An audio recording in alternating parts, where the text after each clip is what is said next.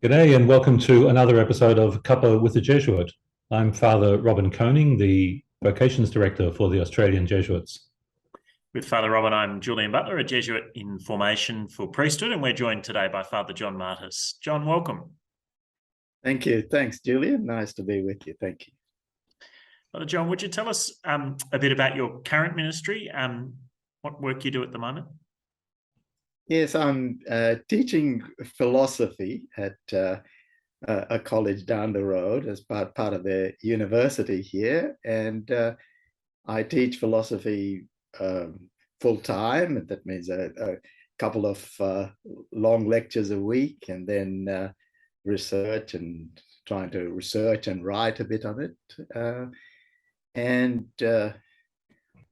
That's apart from that, I do a bit of work occasionally at parishes when the chance arises, and say the occasional mass at a parish or work like that. And I work at a place for homeless men down the road where they live, and I'm on the board there trying to organize the setup a bit to keep it going and keep it going well. So that's my current life. Yeah.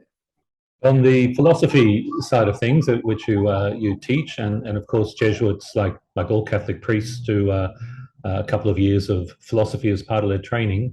Could you talk to us about what you see as the importance of philosophy in the Catholic intellectual tradition, and the importance that you see in this work of philosophy? Yeah, thanks for that.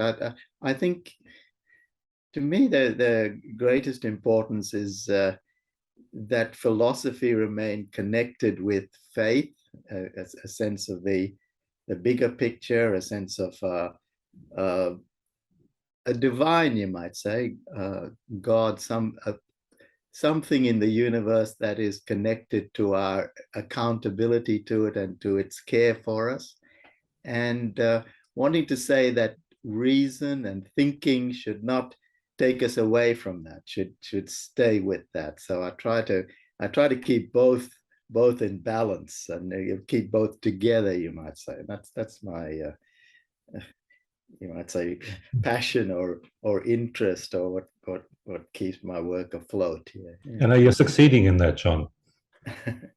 Have I?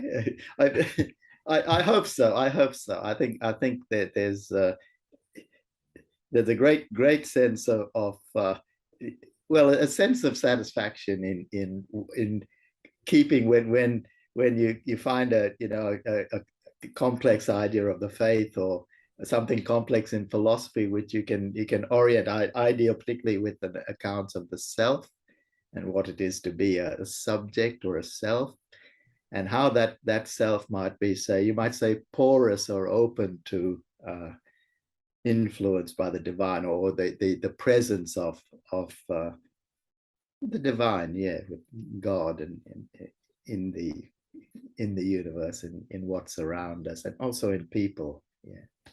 John, I've been a student of yours, and your very good one, Julian. I'll take that. Your passion and engagement in the ideas is really clear. Is that something Robin mentioned, that anyone in training for Catholic priesthood does some philosophy? Is it something that was there for you when you studied philosophy first? Was it a sort of instant attraction? Yes, I think it was. I think keeping the mind open, and the questions being more important than the answers was, and being able to keep asking questions without getting an answer that in a sense defeated you. Say science is, say, a scientific approach is everything, and reason is everything. I can reason things and put them into boxes. But if that is everything, then what is beyond reason becomes, it defeats me, because we can't.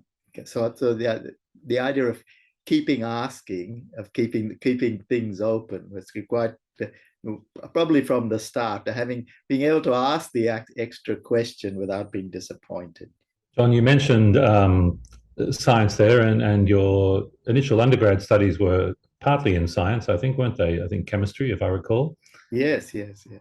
Yeah. Yes, I did a chemistry. I got as far as an honors degree, in fact, but I wasn't. Towards the end, I realized that that wasn't everything. It wasn't firing me. It wasn't. And then I had an experience of calling that it sort of came out of the blue a bit and changed my direction. So Would you like to say a bit more about that experience of calling? yeah, we were at university. I'd done my honors degree. In fact, then I thought this isn't everything. In chemistry, so I thought I'm really more interested in poetry and the human side. So I started an arts degree, and I'd done 1 year of that at the University of Western Australia. And what we used to do in the holidays there to earn a bit of money was they train you up for a week. They cooperative bulk handling, and then you'd go off to the wheat bins, so-called, which is where the farmers collected their wheat, and you were skilled in all the operations there, collecting the wheat, analyzing the wheat, and storing the wheat. So these were sort of huts out in the sticks. I was at Jerramungup, which is about 450 kilometers southeast of Perth, and those of us there were people there who were locals, and they went home on the weekends. We'd have to stay in this hut, and I was the only one in one of these huts at this point. It was January, when the wheat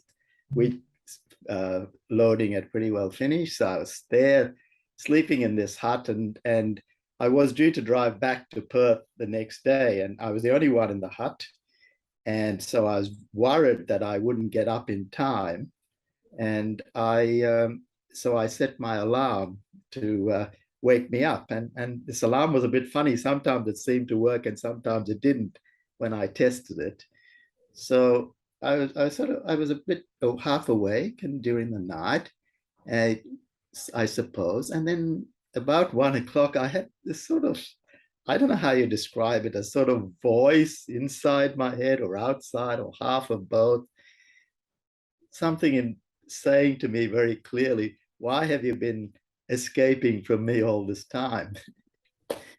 And I said, I took the first quick decision I've ever made in my life, and probably since then, not many either. And I said, I took this as being a call to vocation, something I've been thinking about when I was a very young lad, being involved with the church and masses and so on, but hadn't thought about at all really since then. And I would have described myself not quite agnostic. I would attend mass on the Sundays and so on, but much more philosophical, you might say, than faith oriented. And so this voice said this, and I said, okay, I'll give him this time. And I remember the great feeling of joy, tremendous feeling of something had captured me that I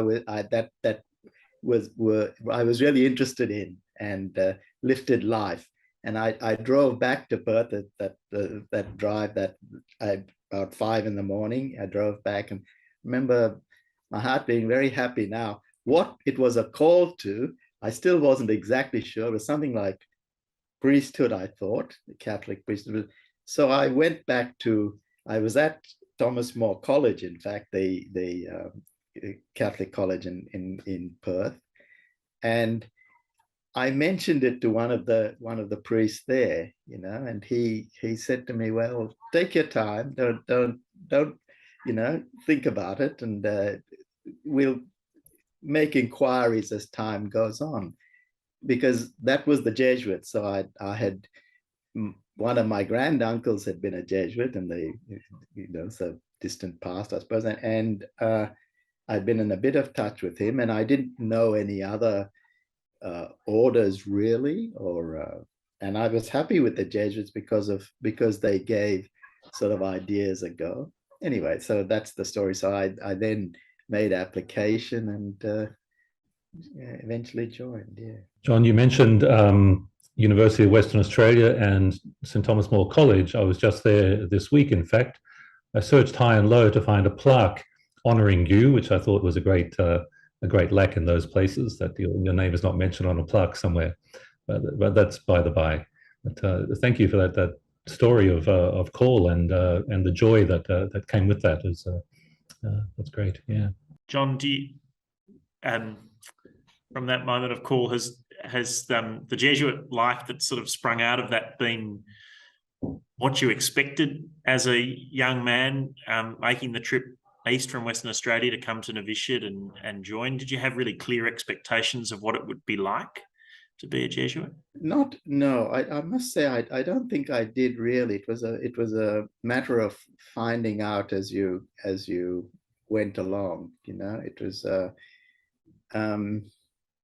I think a great deal of it was you know,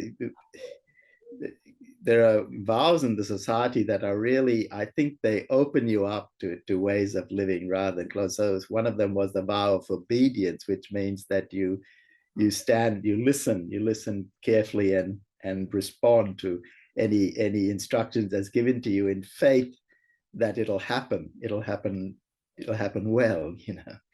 I remember at one point I was sent to India to pick up on the roots of my family after 2 years of serving at a Jesuit school teaching. They said, would you like some more experience before, you know, committing to theology and further studies? I said, oh, well, if I hadn't been back to my places in India where the family was, the bit of the family, at least my history.